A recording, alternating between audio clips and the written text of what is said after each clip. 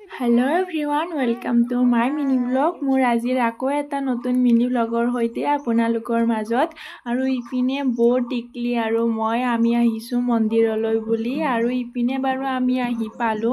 আৰু আহি পোৱা লৈকে বাৰু মহিলাসকলে নাম ধৰিবলৈ বুলিও লৈছে আৰু ইপিনে বাৰু নাম শেষ হোৱাৰ পিছতে আৰু এনেকৈ বাৰু পুষ্পাঞ্জলিও দিলে ললো লগতে ফুট দিলে ফুট ললো আৰু এনেকৈ সেৱা কৰি হোৱাৰ পিছতে দিলে প্ৰসাদ আৰু এনেকৈ বাৰু আমি প্ৰসাদ খাই মিলি ইপিনে বাৰু লগতে ভোগো দিছিলে দে